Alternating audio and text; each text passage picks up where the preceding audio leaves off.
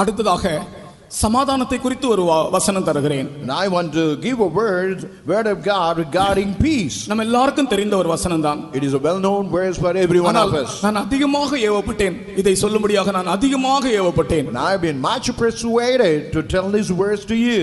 இன்றைக்கு தேசங்களில் சமாதானம் இல்லை. Even in the nations you can't find any peace. நாம் ஸ்தாபனங்களில் சமாதானம் இல்லை. Even the institution there is no peace. கல்வி நிலையங்களில் சமாதானம் இல்லை. Even in educational institution there is no peace. வெளியே போனால் வரும்போதும் போகும்போதும் சமாதானம் இல்லை. When you go out, when you come in, there is no peace at all. வேத புத்தகத்தில் எழுதப்பட்டிருக்கிற ஒரு இடத்திலே அவர் வெளியே போகிறவர்களுக்குள்ளும் உள்ளே வருகிறவர்களுக்குள்ளும் சமாதானம் இல்லை. But even it is written in the word of God, whoever went out, whoever came in, they had no peace at all. ஆனால் யோபின் புத்தகம் 34ஆம் அதிகாரம் 30ஆம் வசனத்திலே இப்படி சமாதானத்தை பற்றி ஒரு கேள்வி. Now in Job 34:30 there is a question about the peace. ஒரு ஜனத்துக்கானாலும் ஒரு மனுஷனுக்கானாலும் அவர் சமாதானம் அருளினால் யார் கலங்க பண்ணுவான்? Even for a nation, for a people, if the Lord ordered peace, who couldn't bring about trouble? ஒரு ஜனத்துக்கானாலும் ஒரு மனுஷனுக்கானாலும் அவர் சமாதானத்தை அருளினால் யார் கலங்க பண்ணுவான்? இன்னொரு தடவை கூட படிங்க. ஒரு ஜனத்துக்கானாலும் ஒரு மனுஷனுக்கானாலும் அவர் சமாதானத்தை அருளினால் யார் கலங்க பண்ணுவான்? ஒரு மனுஷனுக்கானாலும் ஒரு ஜனத்துக்கானாலும், whether it is against a nation, against a man, ஒரு தனி மனிதனுக்கானாலும் ஒரு தேசத்திற்கானாலும், whether it is personally for a man, even for a whole of a nation, அவர் சமாதானம் அருளினால், அவர் only if that Lord offered that peace, யார் கலங்க பண்ண முடியும்? and who could bring about trouble? அப்படி உன்னுடைய இதயத்தில் ஒரு கேள்வியை கேள். And you just put that question in your heart. அவர் சமாதானத்தை அருளினால் யார் கலங்க பண்ண முடியும்? If the Lord gave that quietness and peace, who could trouble your heart? அவர் சமாதானத்தை அருளினால் வேற யாரும் அந்த சமாதானத்தை கெடுக்கும். அவர் என்ன சொன்னார் தெரியுமா? உலகம் கொடுக்க கூடாததும் உலகத்தால் எடுக்க கூடாததுமான சமாதானம். Even the Lord God Jesus told he had given the peace which the world will never able to give, will never able to take away the kind of peace. அவர் சமாதானம் அருளினால் யார் கலங்க பண்ணுவான்? If that Lord give peace, who could trouble you? தேசத்திற்கு அவர் சமாதானம் அருளுகிறார். And he is offering peace to the nation. மனுஷனுக்கு அவர் சமாதானம் அருளுகிறார். And even he is offering peace to young man. உனக்கு அவர் சமாதானம் அருளுகிறார். Even today he is offering peace to you. அந்த சமாதானத்துக்காக நம்முடைய ரெண்டு கரங்களை உயர்த்தி கர்த்தரை ஸ்தோத்திரிப்போமா? That is the two hands lift up and praise him. ஆண்டவரே, சமாதானக்காரரே, உம்மை துதிக்கிறோம் ஐயா.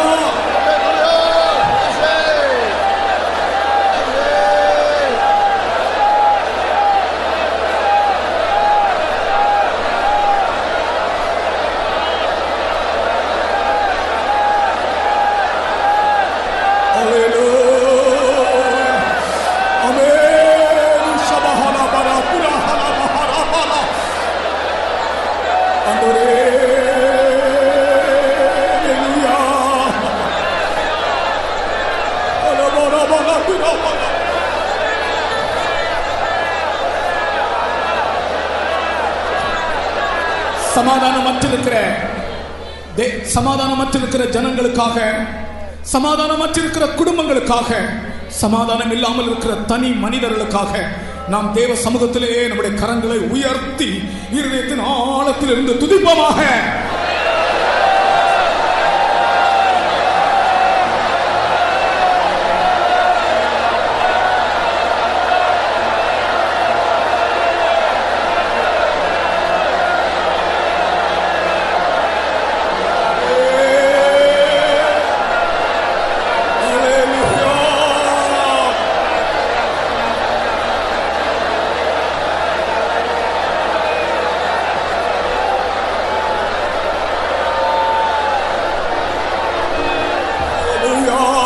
Hallelujah, hallelujah, amen. Stotram, stotram, stotram, stotram, stotram, stotram, stotram. அக்கம் பக்கத்தில் வல பக்கத்திலும் இட பக்கத்திலும் சமாதானம் இல்லாமல் இருக்கிற சூழ்நிலைகளை நீங்கள் காணும்போது, when you see in the adjacent neighborhood, and right and left when you see there is no peace at all. அல்லது உன்னுடைய வீட்டிலே சமாதானம் குறைந்து போகிறதை நீ காணும்போது, when you see the peace is decreasing in our home, நாம் செய்ய வேண்டிய ஒரே ஒரு காரியம், but we have one thing to do. அவர் சமாதானம் அருளுகிறவர் என்ற விசுவாசத்தோடு அவரை துதிக்க வேண்டும். And he the Lord who could give peace and quietness, with a grateful heart we must praise him. கர்த்தருடைய ஆவியானவர் சொல்லுகிறார், இந்த ஜெபத்திற்கு நீ வரும்போது உன் இருதயத்தில் சமாதானம் இல்லாமலே வந்தாய், ஆனால் நீ திரும்பி போகும்போது சமாதானத்தோடே போவாய். But while you return, you will return with peace. Hallelujah.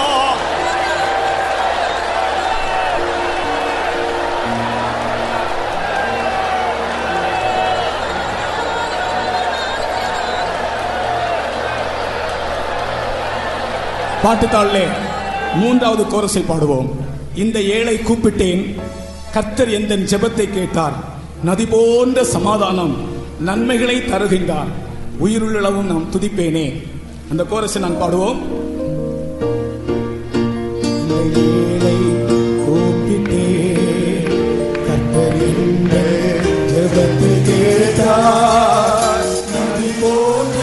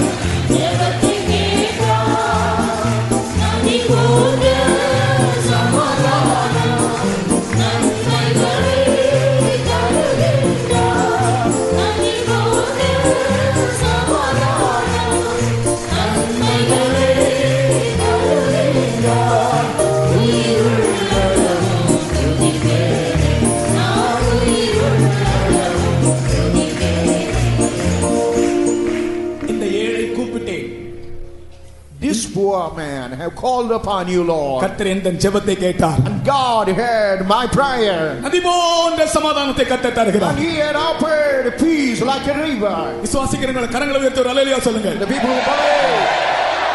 அந்த ஏழை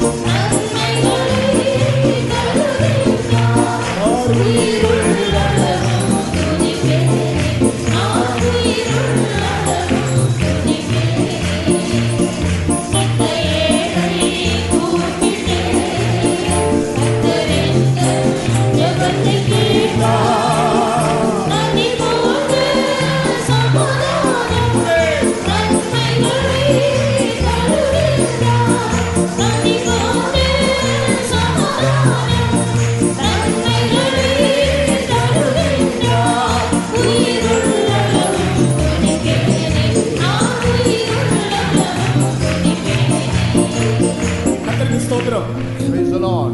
எத்தனையோ குடும்பங்களில் சமாதானம் இல்லை. in many family they don't have a peace. எத்தனையோ பேருடைய சொந்த ஜீவியத்தில் சமாதானம் இல்லை. in many in their own life they don't have peace. ஆனால் அவரோ நதி போன்ற சமாதானத்தை நமக்கு தருகிறவர். but he is the Lord, just like a river, he is able to give offer peace. அவர் சமாதானம் தந்தால் யார் அதை நம்மை கலங்க பண்ண முடியும்? if that Lord give quietness, peace, who could make trouble? இந்த கோரஸை எல்லாரும் கைத்தட்டி பாடுவோமாக. let us sing this chorus with clapping our hands. எல்லாரும் உங்களுடைய கைகளை தட்டி பாடுங்க. let us all clap your hand and முதலாவது நான் கேட்கிறேன், சமாதானம் யாருக்கெல்லாம் வேண்டும் கை உயர்த்துங்க. whosoever want peace, lift up your hand. ஆமென் ஆமென் ஆமென். எல்லாருக்கும் சமாதானம் வேண்டும். சமாதானம் இல்லாட்ட காரியமே நடக்காது. if we don't have a peace, nothing could be done in this earth. இந்த ஏழை கூப்பிட்டேன், this poor man called upon you, Lord. கர்த்தர் இந்த ஜெபத்தை கேட்டார், and God heard my prayer. நதி போன்ற சமாதானத்தையும் நன்மையும் தருகிறார். and he is like the river peace. அந்த விசுவாசத்தோடு நம்முடைய கைகளை தட்டி ஒரு தடவை கூட இந்த ஏழை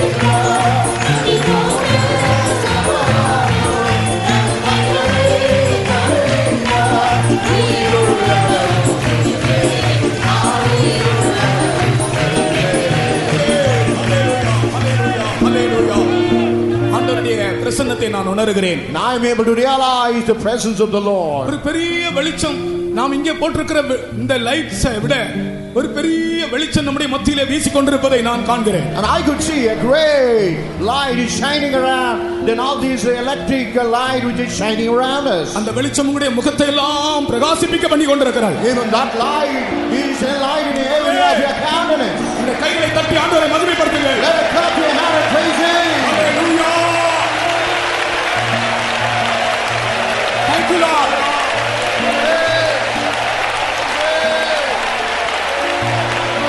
Amen.